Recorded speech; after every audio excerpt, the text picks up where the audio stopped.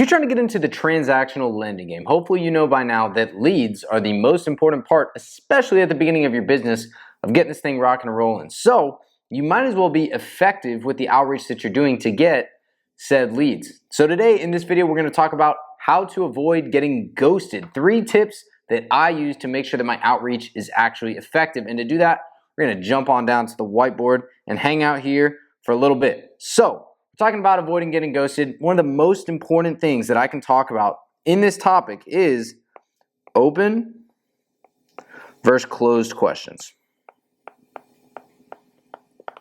Now, some of this stuff might seem a little bit obvious to you, but I think it's incredibly important to point out, even if it is obvious, so that it's just up there in your head when you're actually doing your outreach, responding to people, whatever it is. So when I talk about open versus closed questions, what do I mean? Well, let's define open and closed on here for you guys. Put them in reverse because I should probably do closed first. So a closed-ended question is what? It's a yes or no question, right? Example of a closed-ended question. Is my name Ryan? Yes, no. Do I live in Phoenix right now? Yes or no, right? Closed-ended questions. Now what's an open-ended question? I'm gonna throw down my own little random definition here. It requires thought, aka it's not binary. And if you're not a nerd, that means it's not a 1 or a 0. It's not a yes or a no, right? It's not a binary. So open-ended question would be, where do you live, right? Instead of, do you live in Phoenix, yes or no, it's, where do you live, right? It requires an actual response. Now, this might seem kind of like baby talk, but it's actually really important for your outreach because here's the examples that I'll share with you guys about typical outreach that goes on. Things that I see asked. Are you a wholesaler? Right? Do you need funds?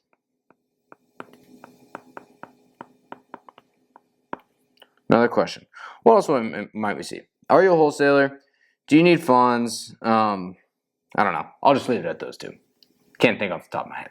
But are you a wholesaler? Do you need funds? Right? Yes or no questions. These are closed-ended questions. So when somebody is ghosting you, it means that there's a lot really that goes into it, but it means that you haven't given them a reason to actually listen to what you have to say. Right? You have not started a conversation. You've either asked something of them and not provided any value, or it's not intriguing. So if you reach out, especially like this is dialed in for cold outreach, right? So somebody that you don't already know and you're like, hey man, are you a wholesaler, right? Do you need funds? Anything that's just a basic question like that. I can tell you guys for a fact, I do not answer those questions, and that's why I thought I would bring it up for you guys, because I know a lot of people have been asking me specifically about these kinds of objections. So what can you do instead of, are you a wholesaler? I saw your deals. What kind of question can we ask there? What's biggest struggle? I'm just making this up on the fly. It's not like I put together some masterpiece here. So instead of saying, are you a wholesaler? I saw a bunch of deals that you posted. What's the biggest struggle in your business right now, right? Or something like, hey, I've got a lot of funds. If I was able to provide you some funds, what would you use it on, right? The closed-ended version of that would be, could you ever use any money, right? Here it is, right here.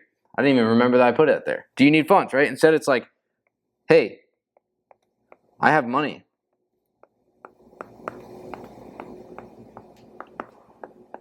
What could you use it for? You guys see the difference here?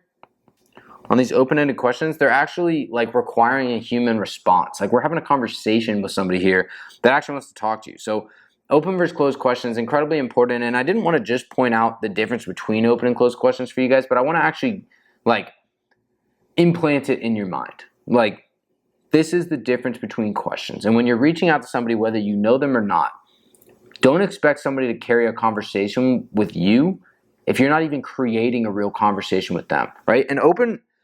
A closed question is like it's like a survey or something. Like it's not a conversation. You don't think like, oh, I'm having a conversation with somebody when they're like, have you ever had any medical problems? Yes or no? What's, like these are things that are just like, it's just an answer. You're just answering a question. And so if you have no reason to answer, then why the heck would you answer, right? But if it's an open-ended question, then it's actually something that requires you to think and engage. And when you do that, you have a different sort of relationship with that person, even if it's just for a second, right?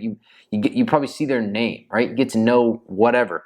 You have a back and forth. And what you can do in that is establish yourself as a real person, as a brand, as somebody that can potentially help, and actually dig a little bit deeper. And the reality is, one of the most important things you can do is open up a conversation with value so that somebody does want to return that to you, and you continue a conversation and you get to that level where you can build rapport and be a human being and actually get things rolling. So open versus closed questions. Huge one here on making sure that your conversations are not getting ghosted. It's a huge problem that people run into. Now, here's the second one. I love this.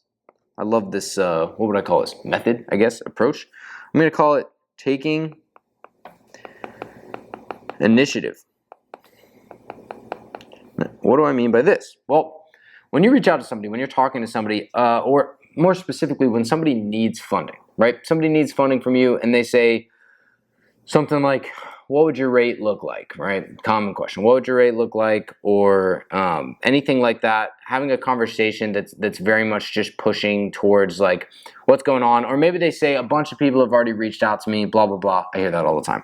Here's what I do. And I share this with you so that hopefully you can do the same. I say something like, here's the next steps.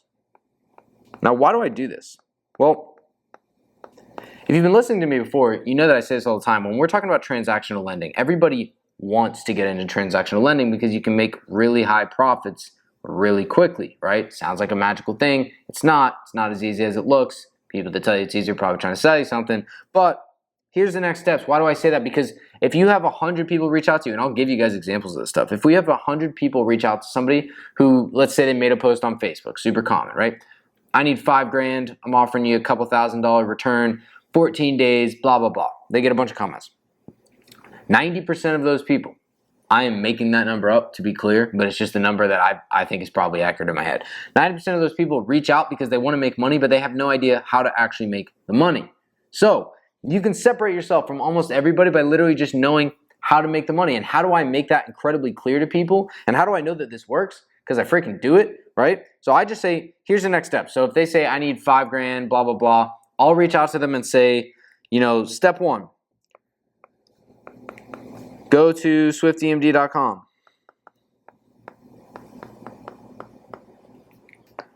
Submit form. Get email. Speak with title. And blah, blah, blah. You get the point.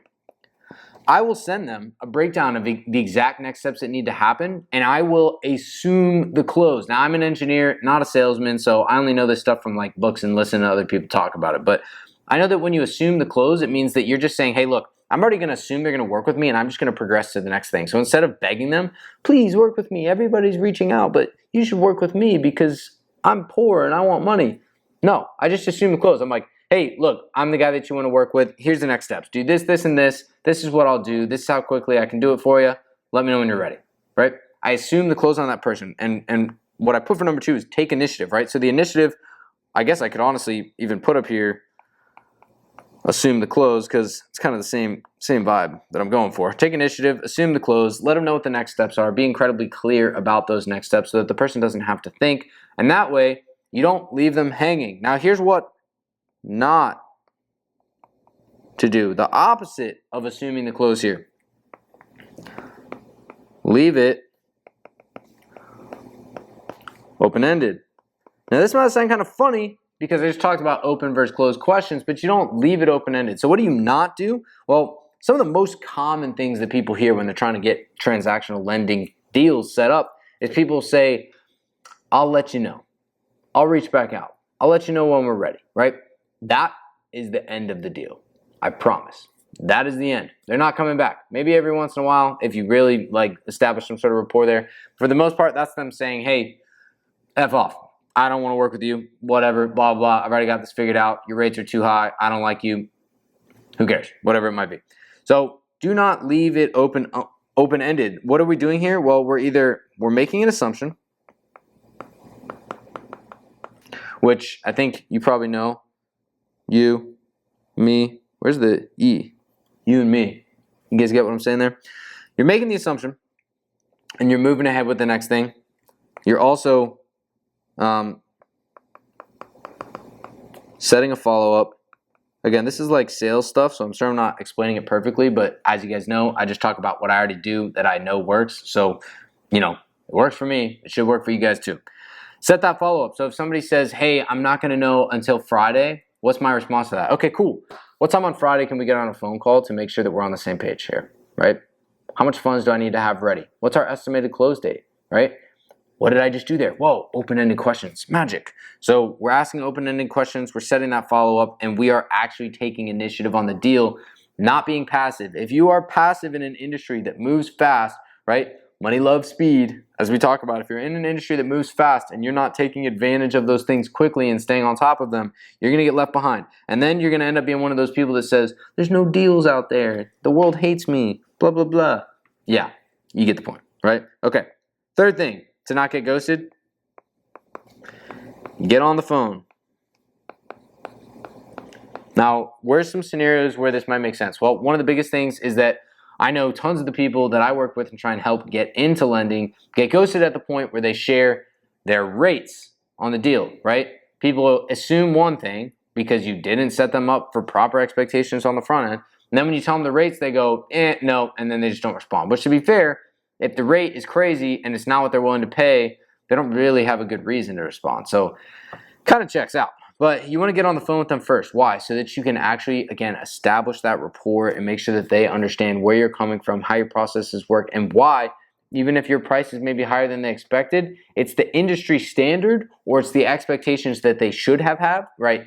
Change their expectations. It's the craziest. This is gonna sound like a really random analogy, but when the human brain thinks, oh, let me just eat half of this, right?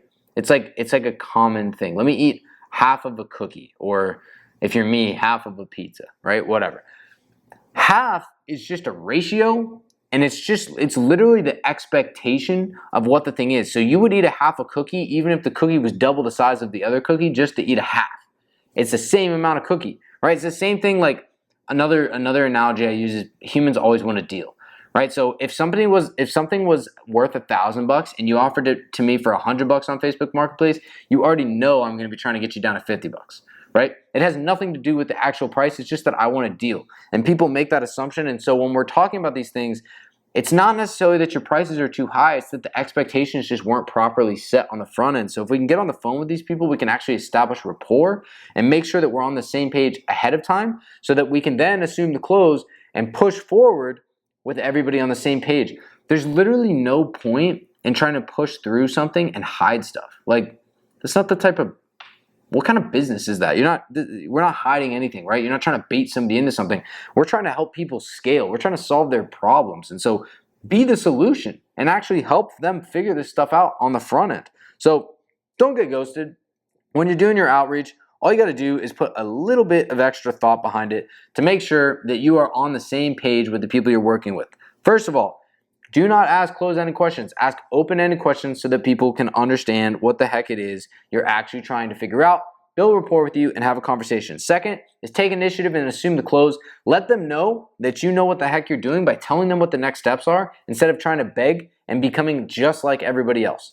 Elevate yourself. Establish your credibility. The third one, get on the phone with them. Build that rapport, make sure you're on the same page, get and establish that understanding of the transaction from the front, and you'll have a much more successful time with your outreach. If you reach out to 100 people, it's the same amount of effort if 10 of them respond or 50 of them respond. So if you're going to spend that effort, make sure that you're getting a response rate that's actually worthwhile, and you're not just saying, oh, I did the thing, let me check it off the box. Do it better. Get more people to actually respond so that you can get deals. I mean, think about it. If you go from 10 people responding to 50 people responding, just by the way you're asking your questions, by the way you're approaching transactions, you're literally 5xing your leads. That means, in theory, you're at least going to get a multiple of deals coming in. And we're talking, the difference between making $5,000 and $25,000, $50,000 a month, just by these simple things. That's why I care so much, because they're not hard to do, but people are just so, they fall into a pattern where it's like, I'm just doing the thing to check off the box and let everybody know that I did the thing. Yes, consistency is incredibly important. And you guys hear me talk about it all the time. Consistency is absolutely important. But once you have that consistency, get better. Actually make improvements. Do the dang thing so that people can actually connect with you, work with you, and want to work with you. So don't get ghosted. Take advantage of these things. If you want to learn more about transactional lending for free 99, hang out on the channel or jump into the Skool group. First link in the description. I'll see you guys inside.